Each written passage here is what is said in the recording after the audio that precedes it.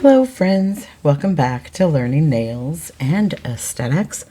We are in the Milady Nails book, starting on page 209, chapter 7, Pedicuring. Don't forget to comment, like, share, and subscribe, as well as check out my other videos. Keep in mind, I am not AI, so mistakes will be made. Describe approaches to personal pedicures that are sensitive to clients with special health considerations. When you begin your career as a nail technician, you may encounter clients with special health considerations. Figure 7-16 shows a person's feet. You may encounter clients with special health considerations. During the consultation, ask your client if there are any health concerns you should know about before performing a pedicure. Your clients are not under any obligation to disclose anything about themselves, and they may omit some information about their medications. Reassure clients that the information they share is confidential and will be used to provide the most effective service. Remember, you are not a medical professional, and salons are not bound by HIPAA, the Health Insurance Portability and Accountability Act of 1996. However, keeping client information confidential is the most ethical practice. Many clients, regardless of age, have medical considerations. For example, you may encounter clients who have limited mobility. Sorry, just a second.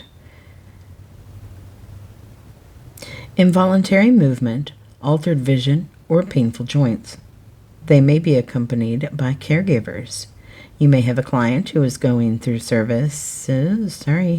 chemotherapy or radiation. All clients who come to you for a service should be treated with care and consideration of their abilities. Listed below are some examples of special considerations and how they can be accommodated. Limited mobility clients. If a client enters your establishment using an aid for limited mobility, make sure to move any obstructions or tripping hazards, clearing all rugs or mats from the floors.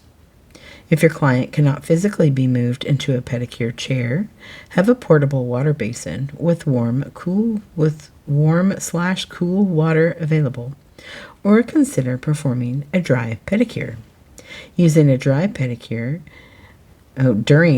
pedicure, you will still shorten and shape the nails, clean the cuticle, and gently apply lotion. As with any pedicure client, remember to check in between the toes for any sign of infection or lesions. Clients with limited mobility can sometimes have trouble with skin health on their extremities. Activity. Practice massage techniques. Partner with another student and practice massage techniques on the feet and legs as if you are giving a pedicure. Critique each other on areas where you can improve, whether it's firmness, speed, or overall manipulation. Here's a tip. Always apply enough lotion or oil to the foot to allow sufficient slip and no skin drag. If there is a need to apply more lotion during a massage, keep one hand on the foot or leg while the other hand reaches for the pump of the lotion or oil bottle for more product. Place your thumb over the pump, then press down to deposit more product onto the fingers below the pump. Distribute the lotion and return to the massage.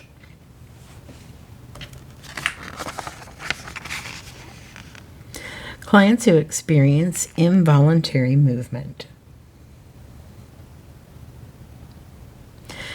When greeting a client, you may notice that they have tremors or involuntary movement, which may indicate a neurological issue. To prepare for the pedicure, ensure that the entire leg is supported, including behind the knees and ankles. The client should not need to support their own leg at all during the service. Clients with altered vision. You may have a client with altered vision who needs assistance choosing a toenail color. When assisting these clients, be clear. Describe each color to them, giving examples. It is better to approach picking a color by asking how they want to be seen. So instead of saying, "We have 10 shades of red to choose from," try asking, "Are you looking for a bright red that stands out in a crowd, or a more subtle red that won't be immediately noticed?" And if this sounds repetitive, it is because it kind of is. They took the same exact wording, not even wording, the same exact words from the previous sections about nail painting. So keep in mind, I am not being repetitive. I'm just reading the book as it is. Clients with painful joints. There are many reasons a client may have painful joints. The most well-known reason is arthritis, figure 7-17. If a client mentions painful joints during the client consultation, handle them gently. Never apply pressure directly on the joints. Do not manipulate the joints during the massage portion of the service. Gently smooth the lotion on the client's skin, applying gentle pressure. Avoiding joint pressure during the pedicure can be tricky, so always check with the client throughout the service to make sure they are not in any pain. Clients with caregivers. A client may come in with a caregiver. Always make room for the caregiver and accept any assistance that they need to provide. Clients with lowered immunity. As long as you follow strict infection control practices as described in Chapter 5 of Milady Standard Foundations, which I have videos on, by the way, a client with lowered immunity should be safe in your establishment. Remember to floss. A complete pedicure cleans between the toes. Look between the toes at the beginning of the service to see if there is any buildup between them. If there is, be sure to soak the nails longer with a softening product containing urea before trying to clean between them. Use a disposable towelette or washcloth to gently clean between the toes after soaking. Tools and implements. When performing pedicuring services on clients with health considerations, do not use any sharp tools or implements. Some clients may have thinner skin, difficulty clotting, or a lowered immune system. A small nick on the skin for these clients can quickly lead to a need for intervention by a medical professional. Do not nip the cuticles.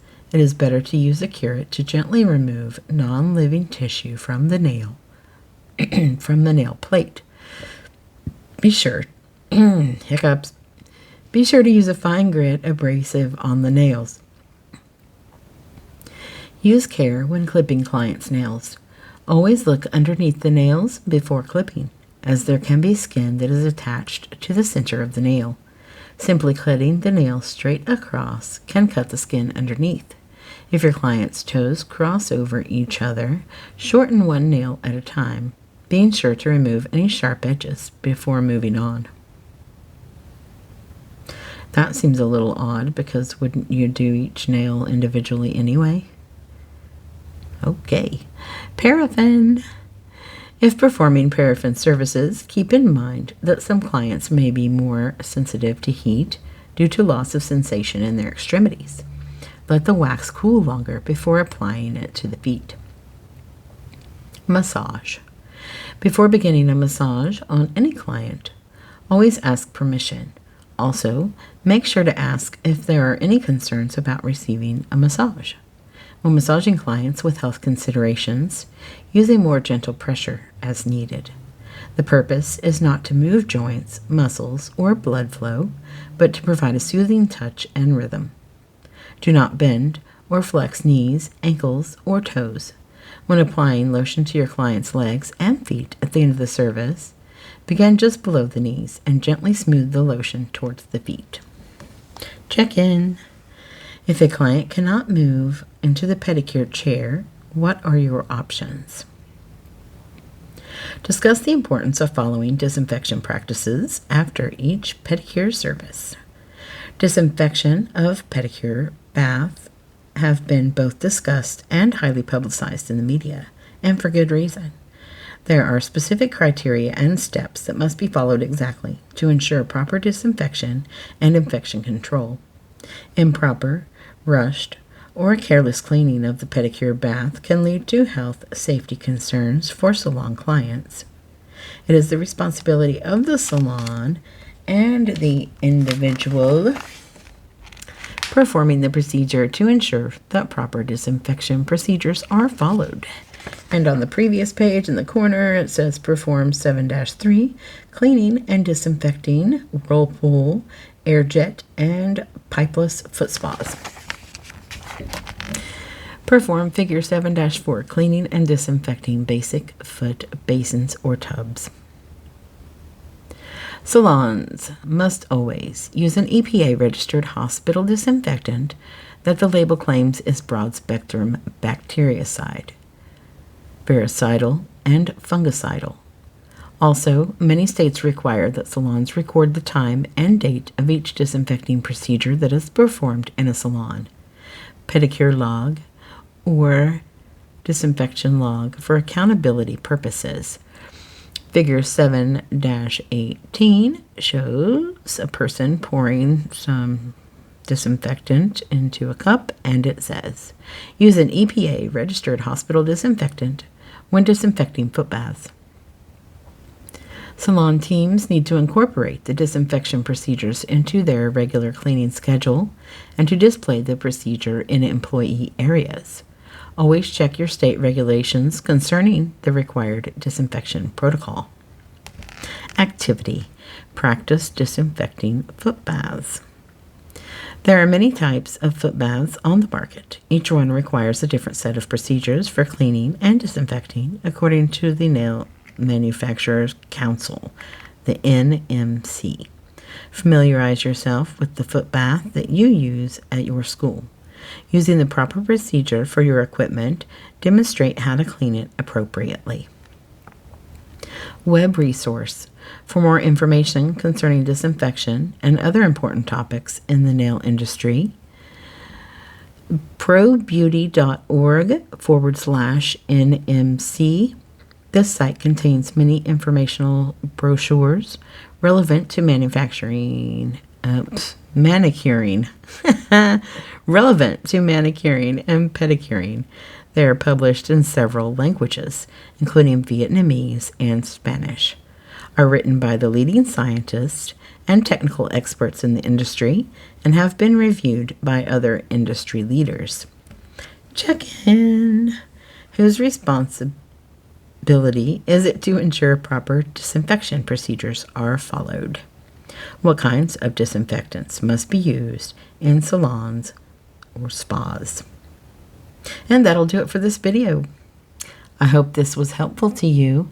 Don't forget to comment, like, share, and subscribe, as well as check out my other videos. I appreciate you watching/listening. Have a great day. Thanks. Bye.